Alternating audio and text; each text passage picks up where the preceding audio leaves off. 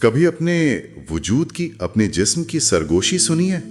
جیسے دل کی ہر دھڑکن میں کوئی راز ہو، ہر سانس کچھ کہہ رہی ہو، یا جیسے جسم کی تھکن گزرے لمحوں کی کوئی داستان سنا رہی ہو۔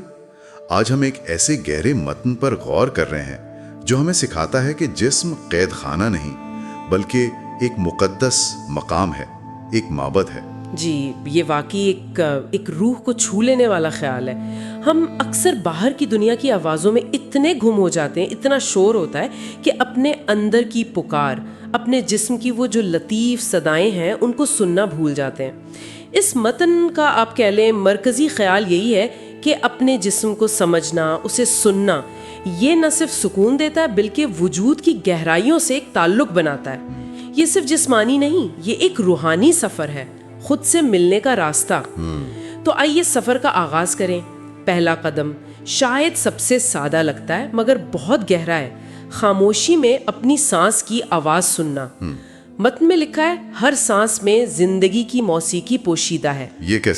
یہ کیسے ہمیں حال ملاتا ہے؟ دیکھیے، سانس اصل میں وہ دھاگا ہے جو ہمیں لمحے موجود سے جوڑتا ہے۔ یہ صرف ہوا کا آنا جانا نہیں ہے، یہ زندگی کے بہاؤ کا، کائنات کی اپنی دھڑکن کا احساس ہے۔ جب ہم پوری توجہ سے سانس لیتے نا تو ماضی کی فکریں، مستقبل کے اندیشے، وہ سب دھندلا جاتے ہیں۔ ہم صرف یہاں اور ابھی کی حقیقت میں ہوتے ہیں، اپنی ذات کے مرکز میں۔ صحیح۔ اور پھر آتا ہے دوسرا قدم، احساس کو محسوس کرنا۔ یعنی جب ہم کھاتے ہیں یا چلتے ہیں یا تھکاوٹ محسوس کرتے ہیں، جسم کیا کہہ رہا ہوتا ہے؟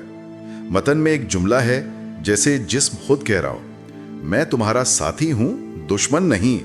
بالکل، یہ احساسات، بھوک ہو، پیاس ہو، تھکن، یہ جسم کی طرف سے بھیجے گئے اشارے ہیں، بہت ہی لطیف، محبت بھرے اشارے۔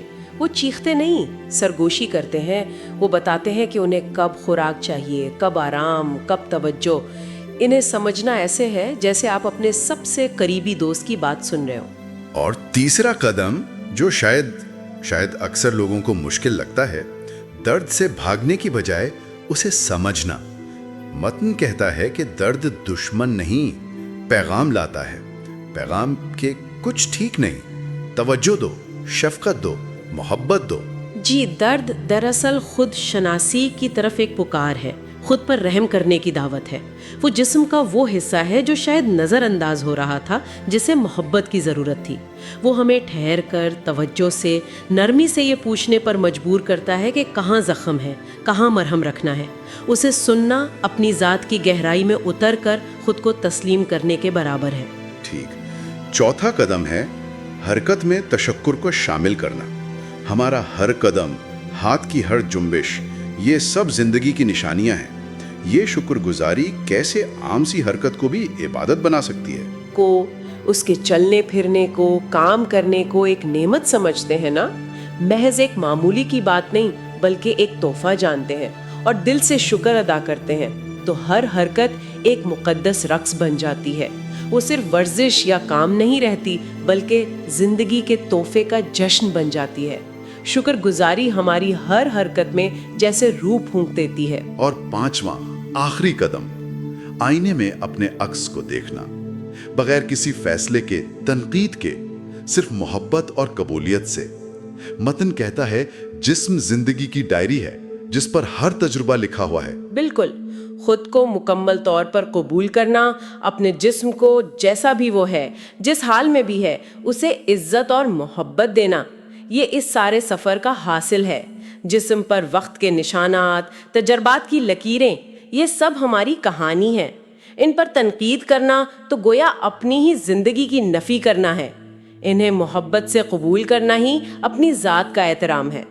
تو خلاصہ یہ ہوا، سننا، محسوس کرنا، سمجھنا، شکر کرنا اور قبول کرنا، یہ 5 راستے ہیں اپنے وجود کے اس مقدس مقام میں داخل ہونے کے۔ اور متن کا جو بنیادی پیغام ہے وہ ہمیشہ یاد رکھنے والا ہے، جسم تمہارے خلاف نہیں، تمہارے ساتھ ہے۔ اور سب سے گہری بات جو یہ متن ہمیں سکھاتا ہے وہ یہ ہے کہ جب تم اپنے جسم سے جڑ جاتے ہو تو تم کائنات کے مرکز سے، اپنے رب سے، اپنی اصل سے جڑ جاتے ہو۔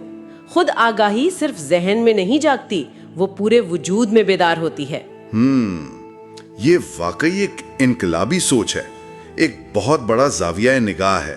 جسم کو بوجھ یا آلہ سمجھنے کے بجائے اسے ایک معبد، ایک مقدس امانت جاننا، اس ایک نظر کے بدلنے سے نہ صرف اپنے آپ سے بلکہ پوری کائنات سے ہمارا رشتہ بدل سکتا ہے۔ اور اب اس گہرے سفر کے اختتام پر ایک سوال چھوڑے جاتی ہوں غور و فکر کے لیے، ایک سوال جو اس متن کی روح سے ہی اٹھتا ہے۔ اگر جسم واقعی ایک معبد ہے تو آج اس کی دہلیز پر وہ کون سا پہلا چھوٹا سا قدم رکھا جا سکتا ہے جو صرف سننے سے شروع ہو، صرف سننے سے؟